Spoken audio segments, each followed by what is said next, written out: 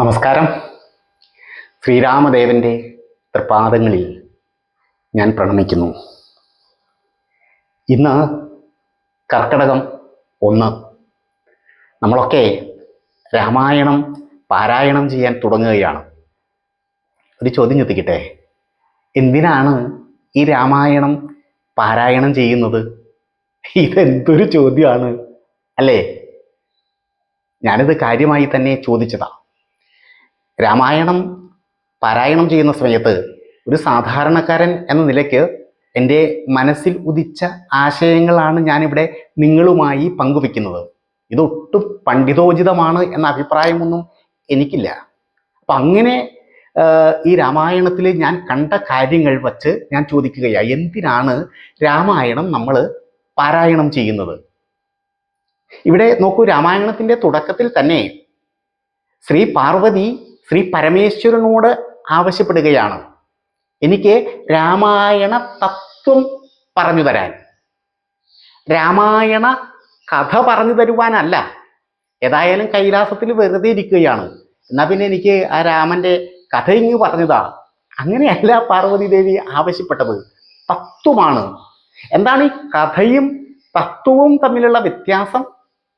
കഥ നമ്മൾ ഈ ചെവിയിലൂടെ കേട്ട് കഴിഞ്ഞാൽ ഈ ചെവിയിലൂടെ അങ്ങ് പുറത്തു പോകും. കാരണം അത് താൽക്കാലികമായിട്ടുള്ള ഒരു രസത്തിന് വേണ്ടിയിട്ടാണ് നമ്മൾ കഥകൾ കേൾക്കാറുള്ളത്. പക്ഷെ തത്വമോ, അത് ജീവിത പാഠങ്ങളാണ്. ജീവിതത്തിൽ നമ്മൾ പകർത്തേണ്ടതായിട്ടുള്ള ഗുണങ്ങളാൽ സമ്പന്നമായിരിക്കും ഏത് തത്വവും. ഇവിടെ ആ രീതിയിൽ തത്വം എനിക്ക് പറഞ്ഞുതാ എന്ന് പാർവതി ദേവി പറയുന്ന സമയത്ത് അത് നമ്മൾ കൂടി ഉൾക്കൊള്ളാൻ വേണ്ടിയിട്ടാണ്.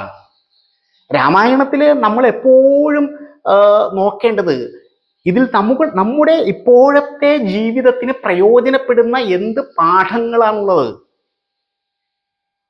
കുറച്ച് മോക്ഷമോ പുണ്യമോ അതൊക്കെ പിറകെ വന്നുകൊള്ളും. പക്ഷെ നമുക്ക് ചിന്ത മുഴുവൻ നമ്മുടെ ജീവിതമാണ്. ഇന്ന് നമ്മൾ ജീവിച്ചു കൊണ്ടിരിക്കുന്ന ഈ ജീവിതത്തിന് പ്രയോജനമില്ലാത്ത ഒരു കാര്യവും ചെയ്യരുത് എന്നാണ് എൻ്റെ ഒരു പക്ഷം. അപ്പോ അതുകൊണ്ടാണ് വാൽമീകി സർവഗുണ സമ്പന്നനായിട്ടുള്ള സർവഗുണവാനായിട്ടുള്ള ശ്രീരാമന്റെ കഥ തന്നെ നമുക്ക് പറഞ്ഞു തരുന്നത്. കാരണം നമുക്ക് ആവശ്യം ഒരു മാതൃകയാണ്, അനുകരിക്കാൻ ഒരു മാതൃക. ആ മാതൃകയാണ് ശ്രീരാമൻ. ആ മാതൃകയെ അനുകരിക്കുന്ന സമയത്ത് രാമായണത്തിലെ ശ്രീരാമ ജീവിതത്തിൽ മുഴുവൻ നമ്മൾ കാണുന്നത് നമ്മുടെ ജീവിതത്തെ ശ്രേഷ്ഠമാക്കാനുള്ള ജീവിത പാഠങ്ങളാണ്. പക്ഷെ അത് നമ്മൾ കണ്ടെത്തണം. ഇവിടെ സാധാരണ പറയാനുള്ള ഒരു ഉദാഹരണമുണ്ട്. നമ്മളൊരു TV വാങ്ങുന്നു എന്നിരിക്കട്ടെ. ആ TVയോടൊപ്പം ഒരു ചെറിയ കൈപ്പുസ്തകം കിട്ടും, ഒരു യൂസേഴ്സ് മാനുവൽ. അല്ലെങ്കിൽ നമ്മളൊരു മൊബൈൽ ഫോൺ വാങ്ങിയാൽ ആ മൊബൈൽ ഫോണിനോടൊപ്പവും ഒരു യൂസേഴ്സ് മാനുവൽ കിട്ടും. ഈ യൂസേഴ്സ് മാനുവലിൽ എഴുതിയിട്ടുണ്ടാവും എന്തൊക്കെ പാർട്സുകളാണ് അതിൽ ഉപയോഗിച്ചിട്ടുള്ളത്, എങ്ങനെയാണത് പ്രവർത്തിപ്പിക്കേണ്ടത്. അപ്പൊ യൂസേഴ്സ് മാനുവൽ നോക്കി പ്രവർത്തിപ്പിക്കുകയാണെങ്കിൽ ഈ TVയും മൊബൈലും ഒക്കെ വലിയ കുഴപ്പമില്ലാതെ നിലനിന്നുകൊള്ളും. ഇല്ലെങ്കിൽ തോന്നിയ പോലെ ഇട്ട് കുത്തിക്കഴിഞ്ഞാൽ അത് എപ്പോ കേടായി എന്ന് ചോദിച്ചാൽ മതി. ഇതുപോലെയാണ് നമുക്ക് ജീവിതം തന്ന ഈശ്വരൻ. ആ ഈശ്വരൻ ഋഷീശ്വരന്മാർ മുഖേന ചില യൂസേഴ്സ് മാനുവൽ നമുക്ക് തന്നു നമ്മുടെ ജീവിതത്തെ ശ്രേഷ്ഠമാക്കാൻ വേണ്ടി. അതാണ് രാമായണവും അതുപോലെ മഹാഭാരതവും ഭഗവത്ഗീതയും ഒക്കെ.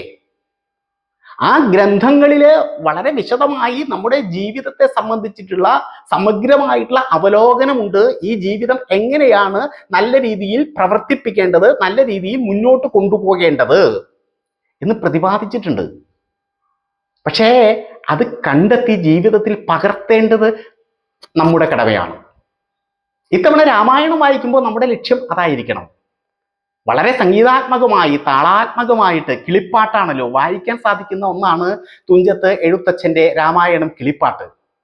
അപ്പൊ അങ്ങനെ രസിച്ചിരുന്ന് വായിക്കുക മാത്രമല്ല, ഇതിനകത്ത് ജീവിതത്തിൽ പകർത്താനുള്ള എന്ത് പാഠങ്ങളുണ്ട്, ഓരോ അക്ഷരങ്ങൾക്കിടയിലും ഓരോ വാക്കുകൾക്കിടയിലും ഓരോ വരികൾക്കിടയിലും നമ്മൾ അത് അന്വേഷിക്കണം. അങ്ങനെ അന്വേഷിക്കുമ്പോഴാണ് അന്വേഷിച്ച് കണ്ടെത്തി അത് ജീവിതത്തിൽ പകർത്തുമ്പോഴാണ് നമ്മൾ രാമായണത്തോട് നീതി പുലർത്തി എന്ന് പറയാനാവുക. അതിനെല്ലാവർക്കും സന്മനസ്സുണ്ടാകട്ടെ എന്ന് പ്രാർത്ഥിച്ചുകൊണ്ട് എല്ലാവർക്കും ഒരിക്കൽ കൂടി നമസ്കാരം.